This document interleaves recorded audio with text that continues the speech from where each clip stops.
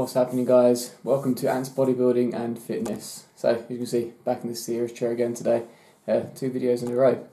So, in this video, what I wanted to do actually was make a few videos in the near future for those guys who are looking to compete for the first time or who are new to competing. And in this video, today's topic is going to be cortisol and stress. Now, I did touch upon this briefly in a previous video, that you can check it out here.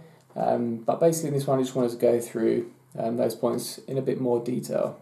So something I had to deal with quite a lot in my last 2 preps was dealing with cortisol and stress levels. So cortisol is your stress hormone, and whilst it does serve some functional benefits in the body when it's all working normally, having chronically elevated levels can lead to some pretty rough side effects.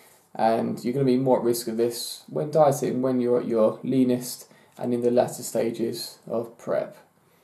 So things like, big time water retention, bloating, your digestive system not working properly, lack of sleep, and just generally feeling very, very lethargic and not really yourself. These are all things you might experience if you've got elevated levels of cortisol. So what I'm going to do in this video, guys, is give you my top tips on how I manage to keep those stress and cortisol levels under control. So the first one is do your best to get more sleep. So I found this was the biggest one for me. As soon as I managed to get a few good nights sleep, I found things really, really improved. Water retention went down, the weight dropped, and I was just feeling a lot better. So do all you can to get a better quality sleep at night. So maybe take like a herbal sleeping tablet like Carbs. Try and limit your kind of iPad or iPhone, don't have to have an iPhone, iPad or phone use before bed. So to try and stay nice and relaxed. Things like massage, acupuncture could also be a big help, just to try and get more sleep at night time. Tip number 2, and I found this especially useful during the latter stages of my prep, was eating a nice big carby meal before bed. So no carbs after 6, right? That myth's for another video. But I found this really did help. So if it means you have to kind of save those calories for later in the day, do try and do that, because that would also contribute to getting a better night's sleep as well. Nothing worse than going to sleep hungry, in my opinion. Next tip is think about vitamin C. So there is some evidence to suggest that vitamin C supplementation can control your cortisol levels. So like I said before, check out examine.com, and also take some vitamin C. I was taking about 1 gram tablets 2 to 3 times a day. Another tip, and one that I found quite useful during prep, was possibly try and stick to low intensity cardio. So during my early prep I was doing a mixture of high intensity cardio and low intensity. But if you can, really try and stick to the low intensity stuff when you're at those lean stages, if cortisol is an issue. So things like treadmill, bike, but at a nice control pace, and save the high intensity stuff for another time.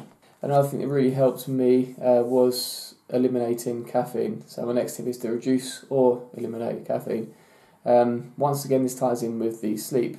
So if I'd have caffeine anytime after about 2-3 o'clock, I found it would really affect my sleep. And it was certainly having an impact on my anxiety levels also. So if you find you're prone to getting anxious and not sleeping, insomnia, then I'd say during those last stages of prep, do consider getting rid of caffeine completely, or at the very least limiting your caffeine intake.